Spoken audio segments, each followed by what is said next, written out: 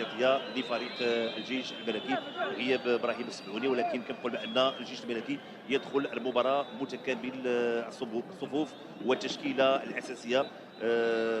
امامنا فرناندو دا كروز الى جانب الاطار الوطني عادل السراج.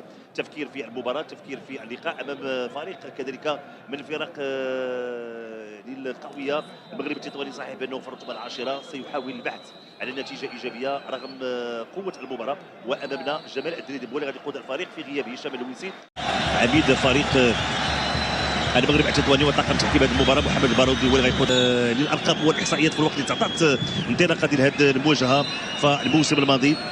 المغرب التطواني عادل الحسناوي لعبات الكره داخل منطقه الجزاء، فرصه خروج حارس ايوب الكرد امام محسن عبا. هذه جماهير نتابع جماهير الجيش الملكي كالعاده، حضور قوي، مسانده كبيره هنا بالمجمع الرياضي الامير منى عبد الله، لانه جماهير الجيش الملكي هذا الموسم تريد العوده لمنصه التتويج وتريد العوده للبوديوم، وهذا هو المكان الطبيعي صراحه لفريق بقيمه وبحجم فريق الجيش الملكي اللي كيبقى واحد من الفرق القويه ومن الفرق اللي قد يفوز ب 12 لقب على مستوى الدوري. تبادل المحاولات الزاويه الراسيه، تدخل عادل الحسناوي مرة أخرى، الرأسية ديال حبيب يسعى لتنفيذ لعبات الكرة داخل منطقة الجزاء الرأسية، فرصة دائما خطورة تدخل وإبعاد الكرة. كان بهدفين لهدف واحد ثم النهضة البركانية ينتصر الفريق الفتح الرباطي بهدف لا شيء. مشى الكرة في الجهة اليسرى، أنس المرابط انطلاقة ديال أنس المرابط في الوقت محمد الرضواني مازال سقط فوق أرضية الملعب، تدخل وإبعاد الكرة من طرف مونتيرو بورغيس، فرصة محمد كمال يسدد وتدخل الدفاع. ترجع الكره مره اخرى انس المرابط داخل منطقه الجزاء لمحمد كمال، الحكم كيعلن خطا لفريق الجيش الملكي ثم تعود لفريق الجيش الملكي الان. فرصه زكريا فاتي تمريره، فرصه تدخل الحارس ثم تدخل الدفاع امام احمد حمودان وامام زكريا فاتي. محاوله فرصه كانت سانحه التشكيل، فرصه ربيع حريبات امام المرمى وتالق محمد صابر وين قبل وتسرع في الكره الاخيره. في الوقت كنتابعوا المحاوله زكريا فاتي مره في اتجاه احمد حمودان، تدخل الحارس صابر، تعود مره اخرى لزكريا فاتي، ترفع الكره داخل منطقه الجزاء، فرصه لربيع حريبات اللي كان بامكانه ان يوضع الكره في الشباك وتدخل ممتاز للحارس محمد. كره في يد فريق المغرب التطواني، تبادل المحاوله، فرصة دخول داخل منطقة الجزاء، فرصة محاولة خطيرة، هدف أول لفائدة فريق المغرب التطواني وسط اللاعب يوسف عربيدين، يتمكن من الانطلاقات، دخول داخل منطقة الجزاء، وضع الكرة في الشباك. هدف أول لفائدة فريق المغرب التطواني لمرتد هجومي سريع يوسف عربيدين، خذ الكرة بشكل ممتاز، دخول داخل منطقة الجزاء، يضع الكرة في الشباك وفرحة لجماهير فريق المغرب التطواني بهذا الهدف.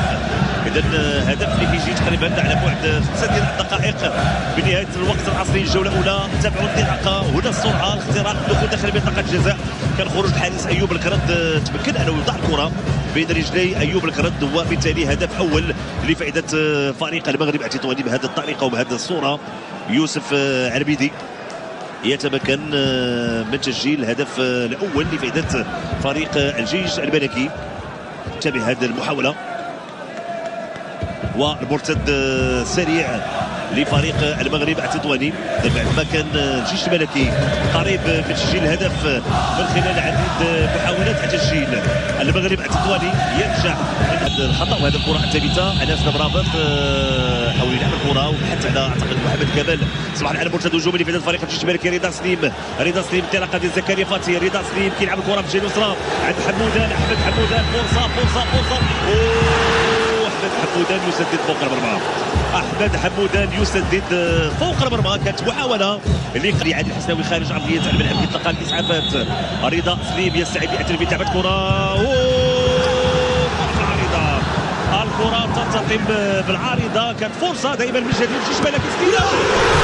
هدف اول من فريق الجيش الملكي، فرحه كبيره، هدف بواسطه مونتيرو بورغيس هداف الفريق، لاعب مدافع ولكن بحس تهديفي وبحس هجومي. فرحه كبيره لجماهير فريق الجيش الملكي بالهدف. اذا الجيش الملكي الدقيقه 63 يتمكن من تعديل الكفه 1-1 بين الفريقين. اذا مونتيرو بورغيس يتمكن من تسجيل الهدف. اذا النتيجه الان هدف ليميتي بين الفريقين،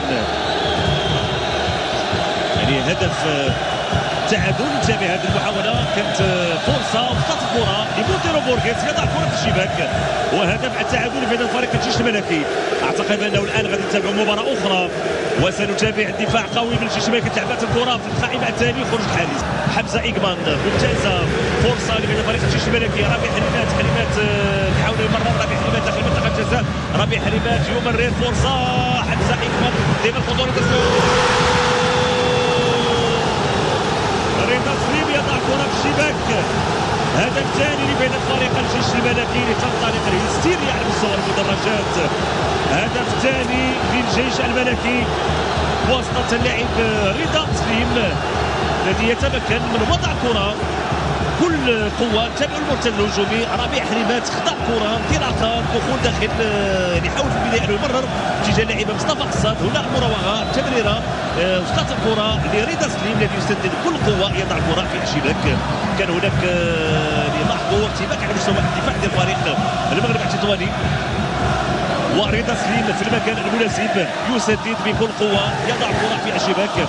هدف ثاني لفائدة فريق الجيش الملكي الآن متقدم بهدفين لهدف واحد.